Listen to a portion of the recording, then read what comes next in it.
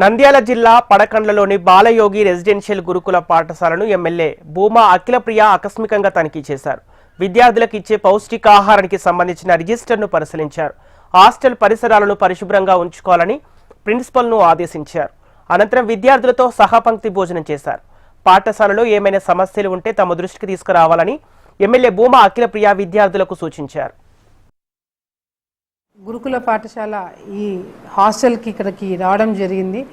ఇక్కడ 5వ తరగతి నుంచి మరి ఇంటర్ సెకండ్ ఇయర్ వరకు పిల్లలందరినీ కూడా ఆడపిల్లలందరినీ కూడా కలిసి వాళ్ళు ఏ సమస్యలు ఎదుర్కొంటున్నారు, ఏం ప్రాబ్లమ్స్ ఉన్నాయి, వాళ్ళకి ఫెసిలిటీస్ అన్నీ అందుతున్నాయా లేదా అన్నీ కూడా కనుక్కోవడం జరిగింది. ఈరోజు పిల్లలతోనే భోజనం కూడా చేయడం జరిగింది. ఎక్కడ కూడా నాకు చాలా పెద్ద ప్రాబ్లమ్స్ ఉన్నట్టుగా నాకు ఇష్యూస్ ఉన్నట్టుగా కనిపించలేదు. స్టాఫ్ అందరూ కూడా చాలా చక్కగా టేకింగ్ రెస్పాన్సిబుల్ తీసుకొని పిల్లల్ని బాగా చూసుకుంటున్నారని చెప్పి నాకు పిల్లలందరూ కూడా పాజిటివ్ రిపోర్ట్ ఇవ్వడం జరిగింది, which is very good.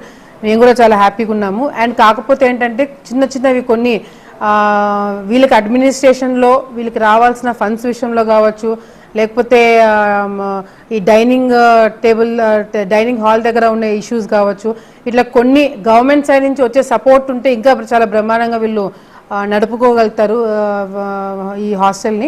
So నేను ఎండిఓ గారితో కూడా మాట్లాడే ఏదైతే జంగిల్ క్లియరెన్స్ వీళ్ళకి ఫండ్స్ ప్రాబ్లం ఉంది సరిగా చేసుకోలేకపోయినారో ఆ జంగిల్ క్లియరెన్స్ కూడా ఇమీడియట్గా నేను కావాలంటే ఎక్స్ట్రా స్వీపర్స్ని వాళ్ళని పెట్టి మొత్తం జంగిల్ క్లియరెన్స్ అంతా కూడా క్లీన్ చేయించమని చెప్పాను, ఆ పాములు అవన్నీ రాకుండా.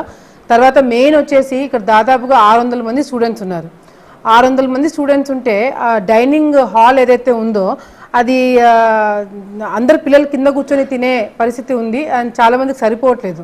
సో దానికి కూడా ఒక సొల్యూషన్ మేము లొకేషన్ గారి దృష్టిలో తీసుకెళ్ళి తప్పకుండా పెద్ద హాల్కి మేము శాంక్షన్ చేపిస్తామని చెప్పినాము.